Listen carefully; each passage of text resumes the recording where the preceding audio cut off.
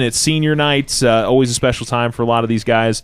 But obviously the focus is to go out and play some football because you all have 3 big games coming up over the next 3 weeks. Yeah, it's a senior night to a big tribute to the kids that have stuck in this program and have gone through the hard times and good times and been through it all, and to honor them and their parents for what they've done for 3 years.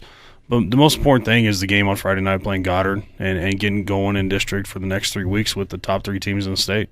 Yeah, and we'll talk about the seniors here in just a second. We'll go back to last week real quick. It seems like the things that have kind of been getting to you guys most of the season, slow start and 3rd and 4th downs, kind of got you guys again, at least in the first half against Los Lunas. Yeah, we were. I thought defensively we played pretty dang good at times to give us a chance. We still gave up some big 3rd down conversions that killed us offensively. We had some success moving the ball and then found ways to just shoot ourselves in the foot on drives. Big 4th and 1 that we go for. Kids wide open and we don't throw it on time and end up throwing a pick late. And then those are just the dumb things that have kind of hindered us offensively all year that we've worked on. We talked to the kids about this week, and you go back and watch that film offensively on all those drives, it's one guy every time. We got 10 of the 11 doing it right. One guy kind of screws it up, especially up front. I was really impressed with how we came back out after halftime. Talked to a lot of our kids about how we were going to respond in the second half. In that first drive, we went 70 yards on 10 plays and never threw a pass against their number ones running the football. And that's the kind of thing we're trying to get to our kids is like when you do things right, we can be pretty good and have success against these top teams in the state. When we do things bad, we're a very mediocre football team. So that was a good response from our kids. I thought we played well in the second half, especially defensively, and then ended up running the football pretty well. Well, you get Goddard this week. Goddard coming off, they ran past Senate's Rissa pretty easily last week. So just to kind of give an idea of how good this football team is, Coach White does fantastic things over there since he's taken over that program. He's made them a state title contender again every year. What's been the overall message to the guys heading into this Friday's matchup? Just to be more physical than Goddard. They're Goddard, and they do what Goddard's done for 30 years now. And that's we want to be as physical, and that's what we told our kids is we want to be more physical than Goddard. And we got to match it and then be above them in that regard. But it's nothing different than what they've ever done. They've got really good kids. They're very senior loaded now. They were very junior loaded last year. Coach White and his staff have done a good job of doing what they do for that blue helmet with the GR on it.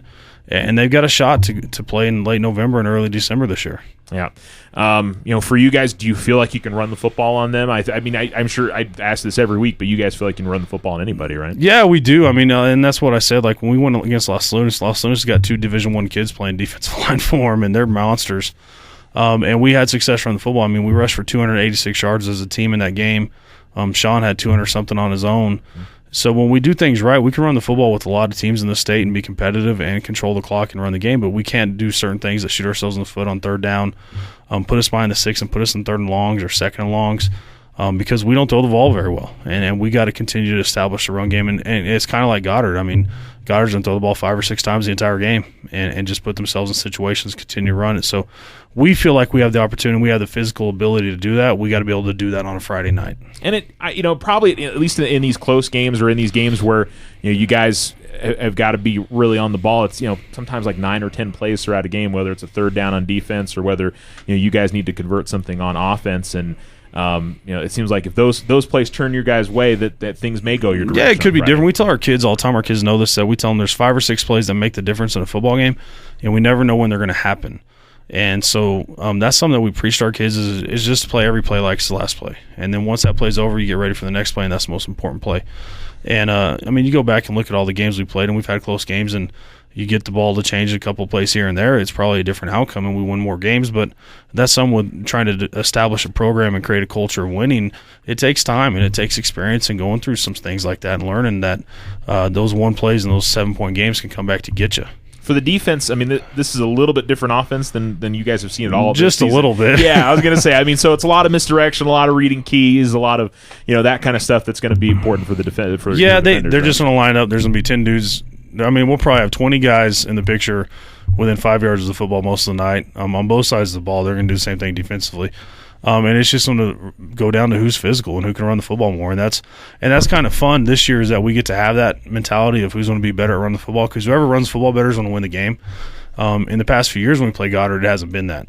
We've had to have some things go our way and get some lucky breaks here and there. But this year, if we can run the football, control the clock, keep them off the field, we got a chance to win the game. Same thing, we can stop them from running the football, we're going to win the game. I want to talk about these seniors a little bit because, I mean, this is the group that obviously played as sophomores a couple years ago and really had to go through a tough season. Obviously, we saw improvement last year. We've seen more improvement this year.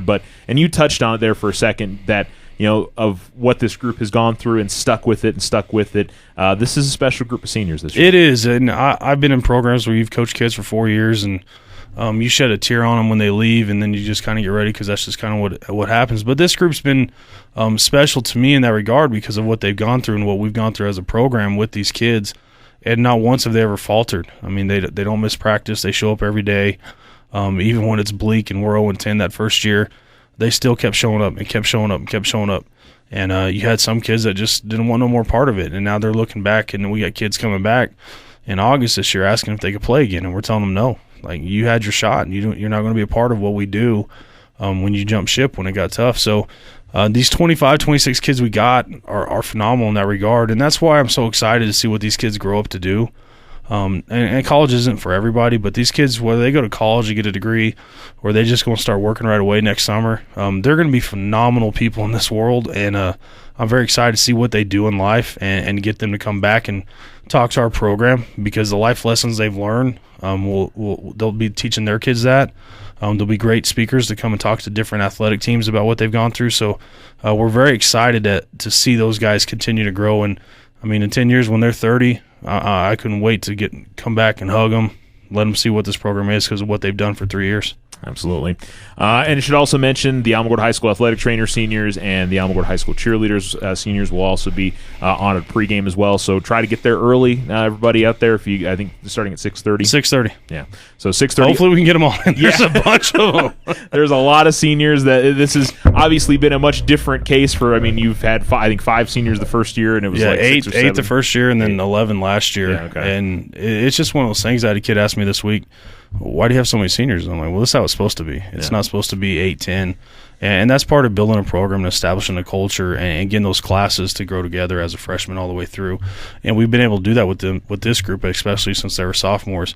And they're just part of the ground that's laid down before to continue to build this program up the right way and to continue to do the things the right way. This program's going in the right direction. At some point, I was told the other day, at some point we're going to catch everybody because we do things the right way. Not just on the field, but in the classroom, in the community. And that's why these kids are just so awesome. And I wake up every morning at 5 o'clock and get excited to come to work with these kids at 6 a.m. And they're there at 6 a.m. bright and early with the lights and and a little bit of the cold now. It's a little chilly, man. It's getting a little chilly out there. I had a hoodie and a beanie on the other day. And the biggest thing we know is we don't have to worry about any bad weather on Friday. I will never say that again. I'm just going to just play by ear and see what happens. Coach, good luck against Goddard. Thanks, Charles. All right.